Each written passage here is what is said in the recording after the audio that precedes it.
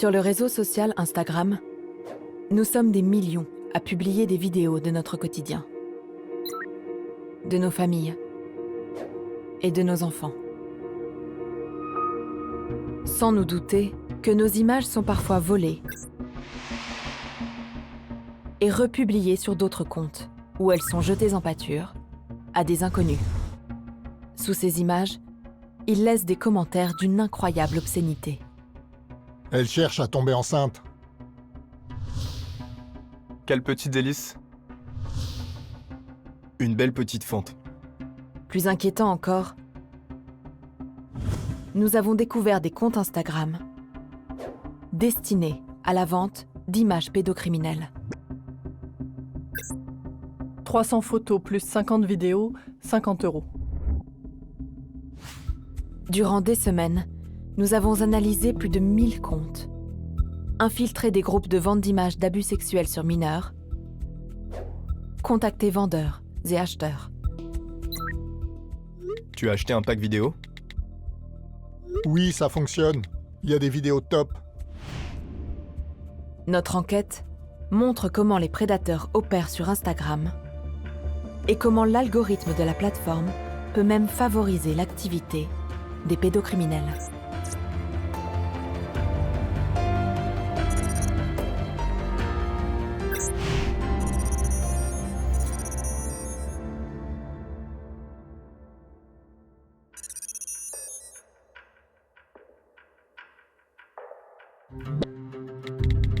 Pour mener cette enquête, nous créons un profil anonyme sur Instagram. Max, 23 ans. Nous ne publierons aucun contenu. Premier constat, il est impossible de chercher certains termes comme sexy kids, gamin sexy. Instagram nous met en garde. Nous pensons que votre recherche est peut-être associée à l'abus sexuel d'enfants. À première vue, Instagram prend donc bien des mesures pour lutter contre la pédocriminalité. Mais malgré cet avertissement, elle laisse proliférer des comptes extrêmement problématiques. Nous les trouvons avec des mots-clés plus anodins, comme Sport Boys, garçons sportifs. Ces comptes ont des noms évocateurs. Hot Boys, Bikini Young Kids, Boys for You. Ils publient quasi quotidiennement des photos et des vidéos volées. On y voit de jeunes garçons torse nu, des fillettes qui dansent, parfois dans des poses suggestives. Un compte attire particulièrement notre attention. Arba. Avec près de 40 000 followers, il publie uniquement des images de petites filles. Arba cite même les comptes où il prend ces images. Ici, le nom de cette fillette apparaît. Dans les commentaires, des abonnés expriment leurs fantasmes sexuels. Absolument sexy. J'aimerais bien la remplir. Délicieux, je veux la bouffer. Plusieurs utilisateurs auraient tenté de le faire supprimer sans y parvenir, comme l'écrit le titulaire du compte sur cette vidéo. Les haineux peuvent continuer à me signaler, je gagne à chaque fois. Je ne publie rien d'inapproprié. Nous effectuons le test nous-mêmes en signalant ce compte pour nudité ou acte sexuel impliquant un enfant. Au bout de 24 heures, nous recevons une réponse de la part d'Instagram. Nous avons examiné le compte de Arba et avons conclu qu'il ne va pas à l'encontre de nos règles de la communauté. Ce compte ne semble donc pas leur poser de problème. Nous demandons alors un réexamen de notre signalement. Surprise, Instagram fait volte-face. Nous avons réexaminé le compte de Arba et nous l'avons supprimé. Merci de nous avoir informés de notre erreur. Une erreur dont les premières victimes sont les mineurs. Pour Annie Govender, qui travaille pour une organisation britannique de protection de l'enfance, ces comptes servent de lieu de rendez-vous aux prédateurs sexuels. Offenders collate images of children. These can often be legal images. They might be images of famous children or children that have been involved in tragic sexual abuse cases. And they collate these images as a signal to other offenders their interest in children. And then they use these to network and direct each other to either sell or signpost onto other platforms where they're able to access more extreme forms of child sexual abuse material. Durant notre enquête, nous avons en effet découvert des comptes Instagram dédiés à la vente d'images pédocriminelles.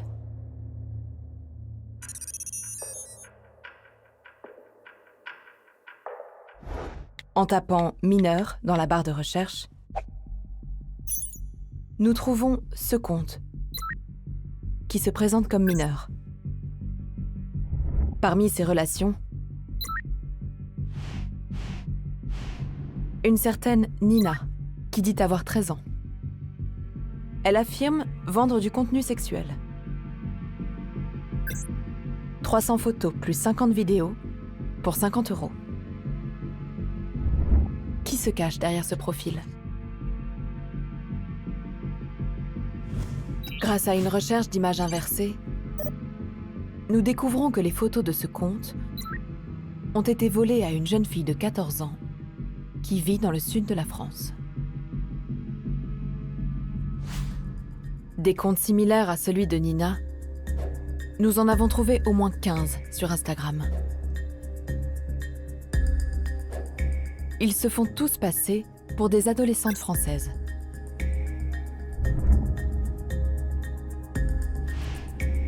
Nous les avons analysés. Beaucoup se suivent entre eux.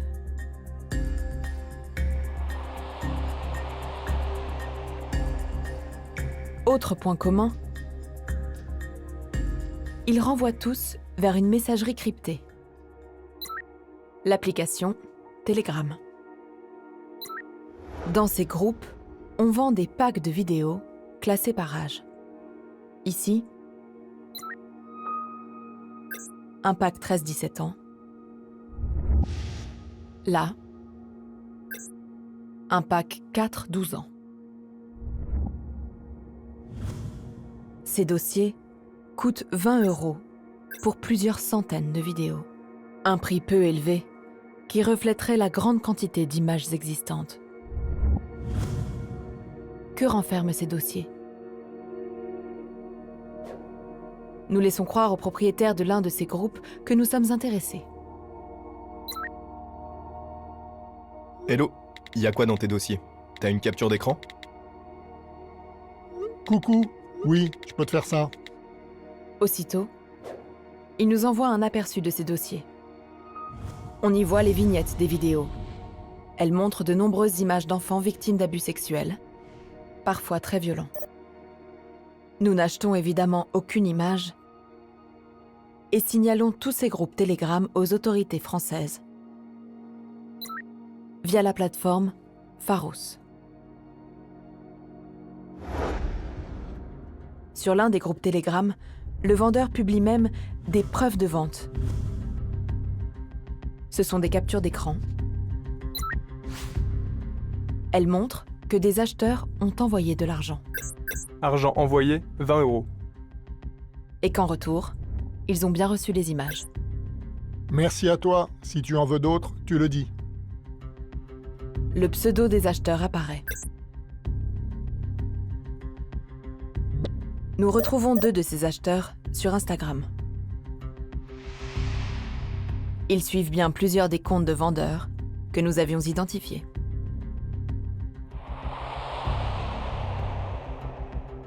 Ces 15 comptes Instagram francophones ne sont que la partie émergée de l'iceberg. Sur la plateforme, d'autres comptes s'adressent à des acheteurs du monde entier. Lorsque nous faisons des recherches en anglais, nous découvrons des centaines de profils anonymes. Leurs noms commencent très souvent par CP, des initiales immédiatement reconnues par les prédateurs sexuels. Elles signifient « child pornography », pornographie infantile. Eux aussi disent vendre des vidéos avec des enfants, et ils affichent même les rubriques de leur catalogue. Garçons, filles, mère et fils.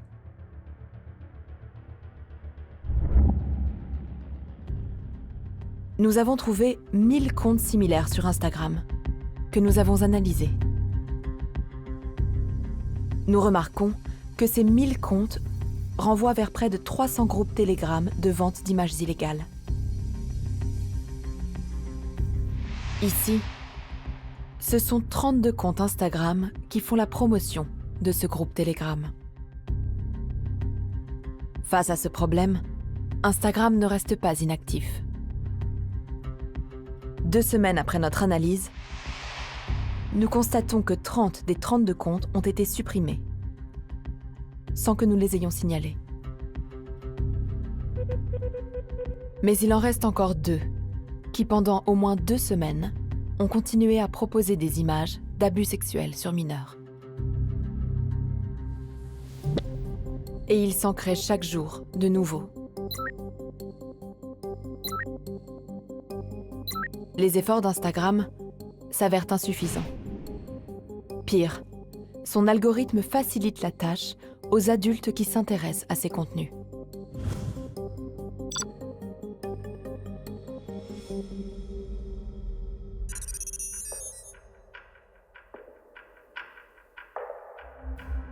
Cela fait 2 mois que pour notre enquête, sous le nom de Max, nous suivons des comptes qui agrègent des photos d'enfants.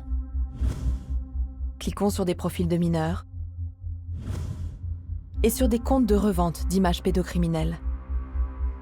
Mais au lieu de supprimer notre profil, l'algorithme d'Instagram va nous aider dans nos recherches. Dans notre onglet Découvertes, nous ne voyons presque plus que de très jeunes enfants. Dans l'onglet Reels, en faisant défiler les vidéos, là encore, la plateforme nous propose quasi exclusivement des vidéos de mineurs qui dansent, s'embrassent ou se dénudent devant la caméra.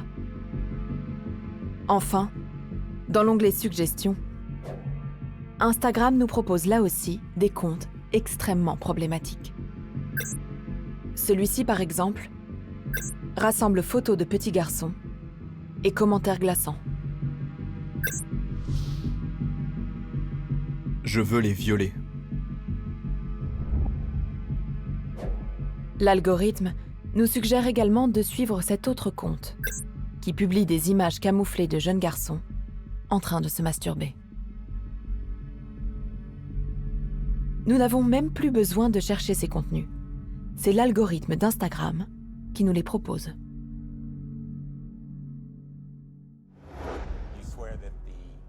En 2023, un lanceur d'alerte a été auditionné devant le Sénat américain. Arturo Berrar, ancien ingénieur du groupe Meta, la maison mère d'Instagram, dénonce les manquements de la plateforme sur la protection des mineurs. Il a bien voulu nous parler. If the algorithm can find it and recommend it to you, then you could use similar tools to find it and then remove all of these accounts, deprioritize them, any tools at your disposal to make sure that this is not an environment that's rewarding for people who are exploiting children. Alors, la plateforme prend-elle vraiment le problème au sérieux ? Nous avons soumis les résultats de notre enquête à Instagram. L'entreprise nous a répondu via son agence de communication en France. L'exploitation des enfants est un crime terrible. Les personnes qui en sont responsables sont des criminels ayant développé des tactiques qu'ils font évoluer régulièrement, notamment en ayant recours à diverses applications et sites web.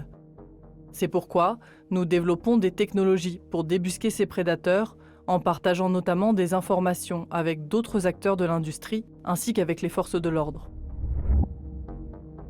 Instagram nous répond également Dans le cadre de nos efforts continus pour faire respecter la législation, nous avons supprimé une grande majorité des comptes identifiés par Arte avant même qu'ils ne nous soient signalés.